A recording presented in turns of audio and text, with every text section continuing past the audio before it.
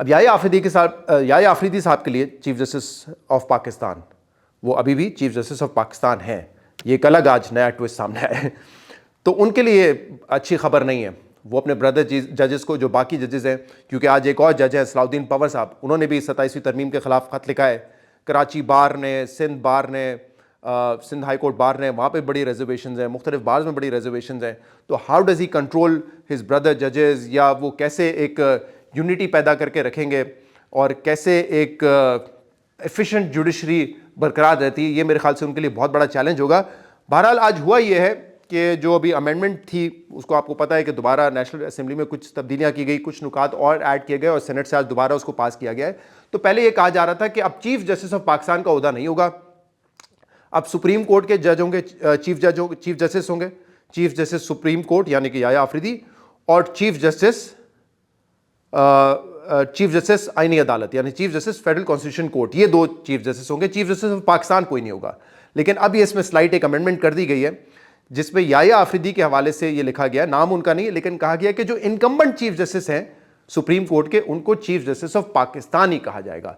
तो ये कल से बहुत उनके ऊपर तनकीद हो रही है कि एक पर्सन स्पेसिफिक चीज़ इसमें क्यों शामिल की गई है, क्योंकि आइंदा जो चीफ जज होंगे, चीफ जस्टिस, वो सुप्रीम कोर्ट के होंगे या फिर वो चीफ जस्टिस जो है वो आईनी अदालत के होंगे, और उनमें से जो सीनियर होगा वो सुप्रीम जुडिशल काउंसिल को हेड करेगा या जुडिशल कमिश्नर ऑफ पाकिस्तान को हेड करेगा। लेकिन याह्या आफरीदी साहब के लिए ये कहा गया है कि ये चीफ जस्टिस ऑफ पाकिस्तान का ओहदा जो है वो इन्हीं के पास रहेगा। अब इसमें इंटरेस्टिंग बात क्या है? इंटरेस्टिंग बात यह है कि जो पहला मंसूर अली शाह साहब का खत था उसमें उन्होंने कहा था कि एक बड़ा चेंज आने जा रहा है जब जुडिशरी में, तो फुल कोर्ट होना चाहिए और एग्जीक्यूटिव से इस पर डिस्कशन होनी चाहिए कि इतनी बड़ी तब्दीली आ रही है। ऑब्वियसली जुडिशरी स्टेक होल्डर है, तो क्या उनको एतमाद में लिया गया है, कोई डिस्कशन हुई है? तो उन्होंने ये लेटर लिखा था याह्या आफरीदी साहब को, 8 तारीख का था गालिबन, कोई याह्या आफरीदी साहब ने जवाब नहीं दिया। शाहजेब खानजादा ने अपने प्रोग्राम में इस खत के हवाले से पूछा था आजम नज़ीर तारा साहब से, लॉ मिनिस्टर से, कि ये उन्होंने खत लिखा है तो आपने क्या कोई मुशावरत की है जुडिशरी से?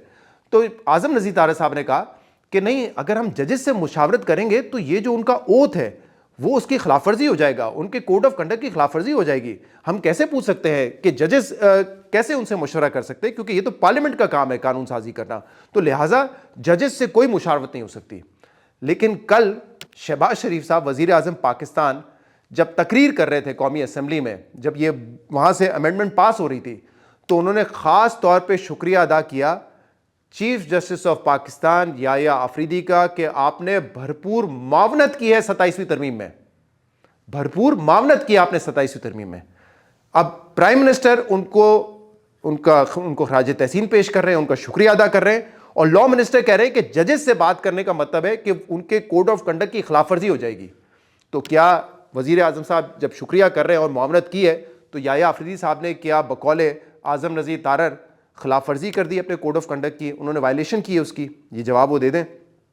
तो आज मेरे ख्याल से ये दो फैसले हुए ना, हुकूमत ने बड़ी मुश्किल में डाल दिया याह्या आफरीदी साहब को, उनकी साख पे सवाल उठा दिया है इनकम्बेंसी यानी कि एक पर्सन स्पेसिफिक कानून पास करके, और दूसरा उनका शुक्रिया अदा करके, क्योंकि दूसरे जजेस एक्सपेक्ट कर रहे हैं कि याह्या आफरीदी साहब आप बात करें एग्जीक्यूटिव से और इस पर मुशावरत होनी चाहिए, फुल कोर्ट बुलाएं आप। लेकिन पता ये चलता है, शहबाज शरीफ साहब आके बताते कि वो तो भरपूर ताउन कर चुके हैं याह्या आफरीदी साहब इसमें। तो याह्या आफरीदी साहब के लिए इसलिए मैं कह रहा हूँ कि आने वाला वक्त इतना आसान नहीं होगा। अब इट डिपेंड्स ऑन हिम कि वो सबको साथ लेके चलना चाहते हैं, या जो है बतौर चीफ जस्टिस ऑफ पाकिस्तान शायद आखिरी चीफ जस्टिस ऑफ पाकिस्तान हो, उसके बाद chief justice of supreme court होगा, तो वो कैसे आगे बढ़ते हैं। बहरहाल वो एक मुश्किल पोजीशन में तो आ गए हैं। तो ये आज जो सारा मामला था, मेरे ख्याल से इसने इसको और कॉम्प्लिकेट कर दिया है। सवाल हमारे सबके जहनों में यही है कि इतनी डिवाइडेड जुडिशरी से क्या आवाम को फ़ायदा हो सकेगा? पहले भी हम इस पर बात कर चुके हैं कि 60,000 केसेस हैं सुप्रीम कोर्ट में, 22 से 23 लाख केसेस है लोअर जुडिशरी में। हुकूमत उस हवाले से कोई कानून साजी नहीं कर रही, उसकी बेहतरी के लिए कुछ नहीं कर रही। जो चेंजेस हैं वो सुप्रीम कोर्ट में, आईनी अदालत में होते हैं, ताकि जुडिशरी का जो कंट्रोल है किसी ना किसी तरीके से वो अपने पास रखा जाए। हुकूमत आके डिनाई कर रही होती थी कि हमने ऐसा कुछ नहीं किया, लेकिन आज मंसूर अली शाह साहब ने यह लिखा है कि इससे जो अदालत है, जो सुप्रीम कोर्ट है या जो आईनी अदालत है, वो मातहत होगी हुकूमत के।